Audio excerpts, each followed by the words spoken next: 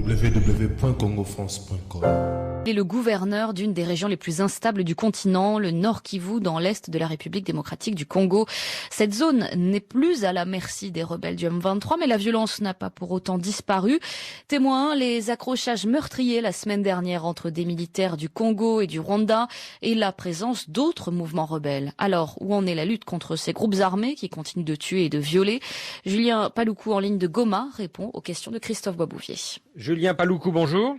Oui, bonjour. Pourquoi ces accrochages meurtriers la semaine dernière entre le Rwanda et votre pays? Oui, cela a étonné tout le monde parce que depuis que la guerre contre le M23 est finie, eh bien, on est en train de consolider la paix. Nous sommes étonnés que les Rwandais soient encore nostalgiques de toute cette guerre que nous avons connue parce que présentement nous sommes dans le processus de pouvoir cantonner les FDLR pour qu'on se rassure que désormais il n'y aura plus de prétexte pour une quelconque évasion à la RDC. Mais vous pensez que c'est de la faute au Rwanda ou peut-être à d'anciens rebelles du M23? Nous commençons à lier ça à une hypothèse qui commence à faire du terrain, c'est-à-dire à chaque fois que nous regroupons les FDLR pour vouloir mettre fin à ce cycle de violence à l'est de la RDC, eh bien, on assiste à une agitation du Rwanda. Vous savez qu'il y a une bonne centaine d'FDLR qui sont regroupés à Kanyabayonga, qu'on a regroupé la semaine dernière.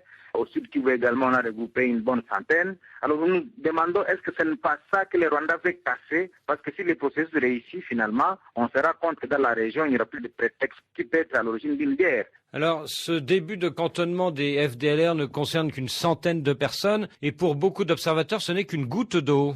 Oui, mais nous voyons plutôt les résultats et les conséquences de ces FDLR qui resteraient encore en brousse. Imaginez-vous, nous avons réussi à regrouper au Nord Kivu 105 jeunes combattants, des jeunes gens de l'âge situé entre 18 et 30 ans, qui ont été regroupés au Nord Kivu. Et pour nous, nous pensons que c'est un résultat, parce que là où les 105 combattants étaient en train de tuer et de violer, nous estimons que nous avons gagné. Oui, mais selon de nombreux observateurs, il reste entre 1500 et 4000 combattants FDLR dans votre région. Oui, nous pensons que c'était la première vague. Je crois qu'il faudra laisser le temps au temps pour voir d'ici un mois et demi, à combien de combattants nous serions arrivés, si réellement les FDLR sont de bonne foi. Parce que c'est eux qui se sont engagés à pouvoir déposer volontairement les armes très prochainement. Que vont devenir les 105 premiers combattants démobilisés? Vont-ils retourner au Rwanda ou demander l'asile dans votre pays? Nous pensons que dans une première phase, ils devront quitter le Nord Kivu pour se relocaliser ailleurs pour que le moment venu, on puisse les rapatrier, soit dans leur pays, soit dans les pays qui auront accepté de leur donner asile. Après la neutralisation du M23, les forces congolaises et les casques bleus de la MONUSCO s'étaient promis de s'attaquer au problème FDLR. Pourquoi ne l'ont-ils toujours pas fait?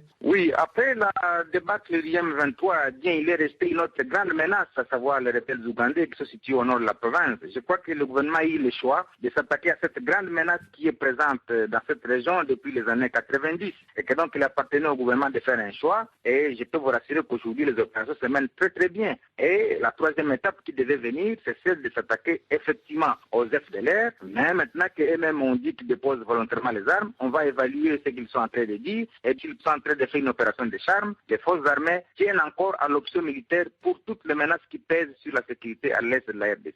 Alors vous dites que vous êtes en train de régler le problème des rebelles ougandais, mais ces fameux rebelles musulmans des ADF NALU, ils sont invisibles, vous n'avez fait quasiment aucun prisonnier, et à part la prise de 2 ou 3 camps, on ne voit pas bien quelle victoire militaire vous avez remportée contre eux. Moi, je pense que les gens ne sont pas informés des opérations qui sont menées contre les rebelles ougandais et les ADF NALU. Il y a un bilan de plus d'une centaine de rebelles ougandais qui ont été tués, il y a des capturés, il y a d'importantes bases militaires qui ont été récupérées, un important lot d'armes lourdes, de munitions qui ont été récupérées. C'est la première fois depuis 30 ans que nos forces armées contrôlent les localités qui étaient tenues par les rebelles ougandais depuis la prise du pouvoir par le président ougandais Museveni et le refuge de ses opposants vers l'est de la RDC. Comment se fait-il, monsieur le gouverneur, que quelques 700 civils congolais aient été pris en otage par ces rebelles ougandais? Oui, parmi les 700 otages à la date d'aujourd'hui avec les opérations, nous venons de récupérer autour de 140 de nos compatriotes et nous nous rassurons que ça ne va plus se répéter. À vous écouter, monsieur le gouverneur, il n'y a plus de problème ADF NALU au Nord Kivu. Est-ce que vous en êtes certain?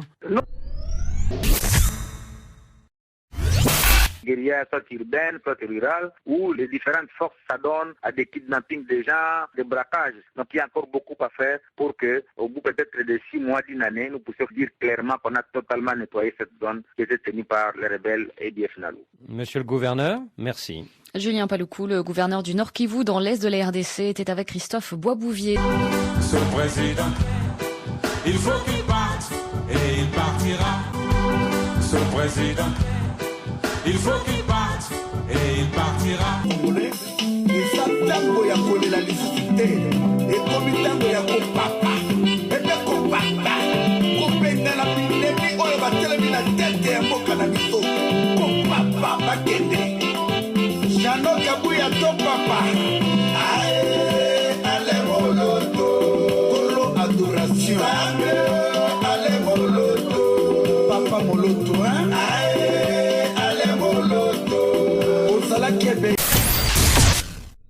www.congofrance.com